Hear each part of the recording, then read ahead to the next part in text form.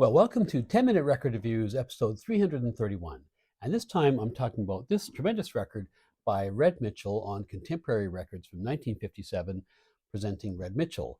This copy I have is a well loved, somewhat battered, and a little bit scratchy first pressing. This is actually a pretty hard record to find in early pressings. If you're on a bit of a budget, I would recommend the 1984 Original Jazz Classics release, which people say good things about. This is a really good mid-50s straight-ahead jazz record made by a quartet of very strong musicians. It's a West Coast record, but it fits comfortably in the hard bop lane.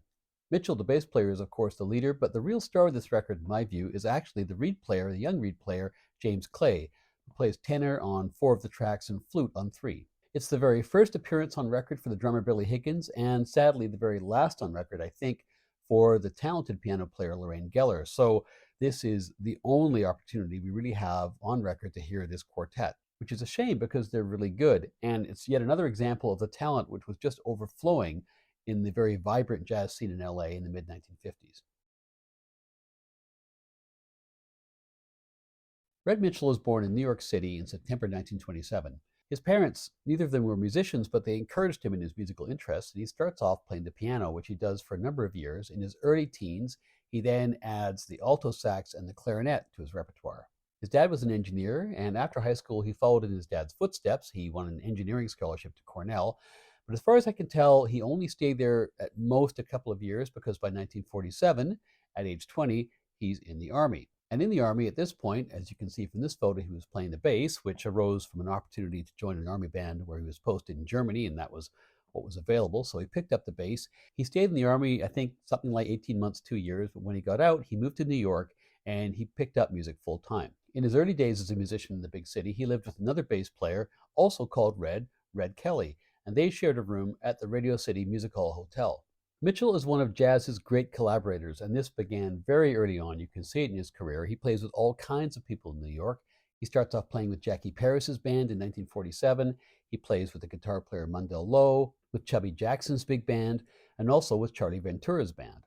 And it's with Ventura that Mitchell makes his first appearances on record in 1949 on 3 different singles released on RCA Victor.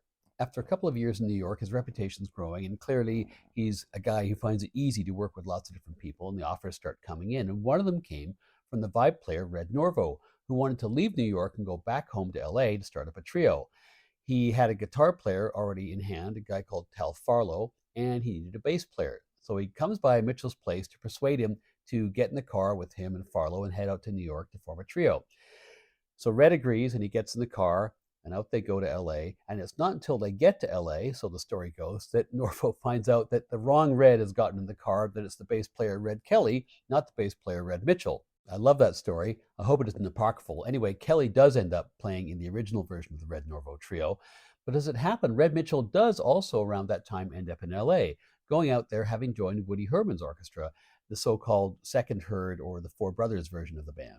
He tours with Herman's orchestra for a couple of years. He appears on at least one record, the 10-inch LP Classics in Jazz, and he also makes some recordings with Jimmy Rainey. And then things kind of came full circle a bit with Red Norvo because Mitchell does end up joining Norvo's trio in 1952, 2 years later than planned, because Red Kelly had left, his replacement, Charles Mingus, had left, and so in comes Mitchell, and he stays for 2 years. Just like in New York, it doesn't take Red Mitchell too long to get established in the LA scene. He appears on Norvo's first record for Fantasy Records, the Red Norvo Trio, and then in 1954 he joins Jerry Mulligan's quartet. And at this point, just a few years after arriving in LA, he's a well-established musician on the booming LA jazz scene. He's getting lots of session work, he's getting lots of movie work, he's getting lots of TV work. And in terms of the sheer volume of recordings that Mitchell makes, he is one of the go-to bass players on the West Coast from 1955 on. In fact, between 1955 and 1960, he is on more than 200 separate records. He's principally a sideman. He's playing with pretty much anybody you could name who was recording as a leader in jazz in LA in the 1950s or the latter half of the decade. He's a leader on only a handful of those 200 plus records. His debut as a leader in the recording studio happens on February 1st, 1955, when he goes into the studio with Bob Brookmeyer and Zoot Sims to make a record for Bethlehem called Happy Miners, a 10-inch LP. That was a sextet record, and then in September of 1955, he goes back into the studio with a quintet with Conte Candoli on trumpet, Chuck Thompson on drums, Hampton Hawes on piano, and Joe Maney on sax.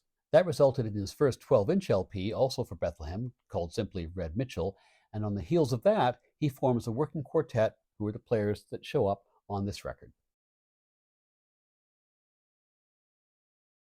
Mitchell is very active as a sideman throughout 1956, but on March 26, 1957, he takes his quartet into Contemporary Record Studios to make this record. The producer is Les Koenig, and the engineer, of course, is Roy Dunan.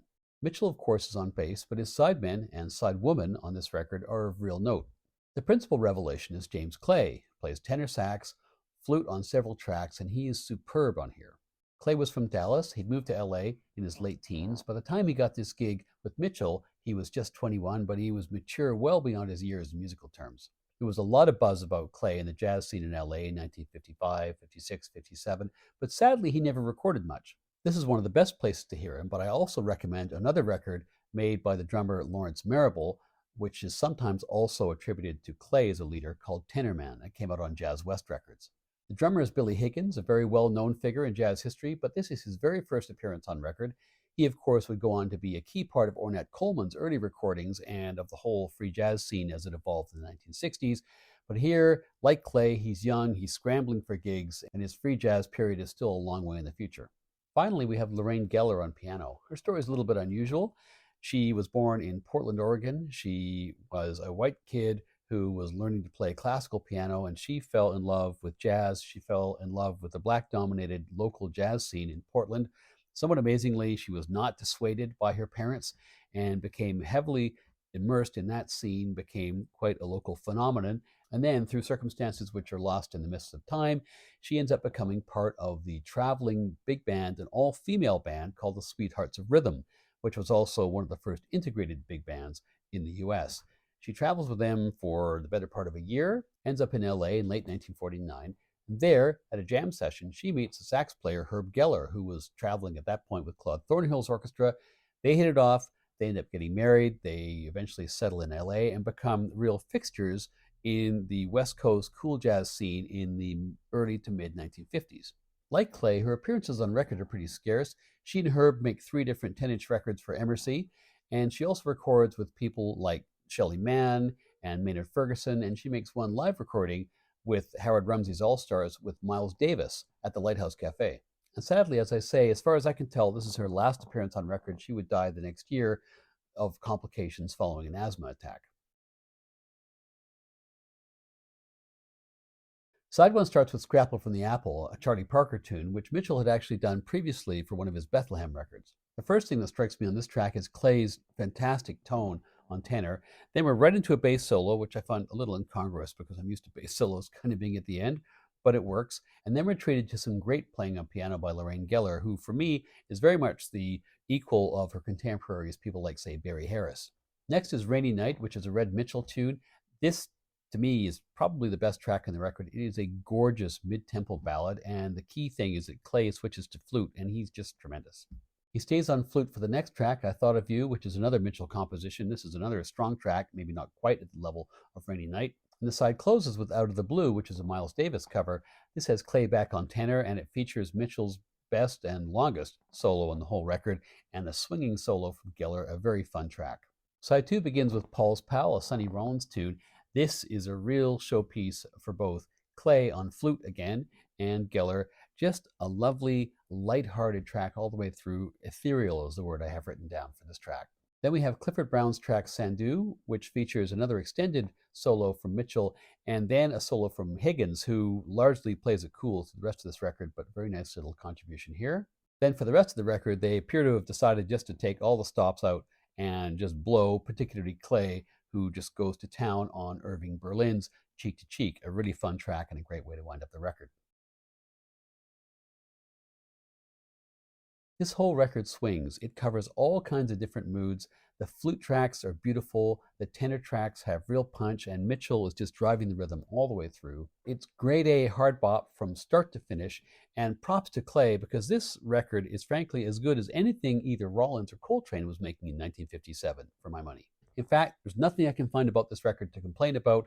It conjures up many moods. The musicians all put in great performances. It's impeccably recorded. For me, it's 5 out of 5 stars.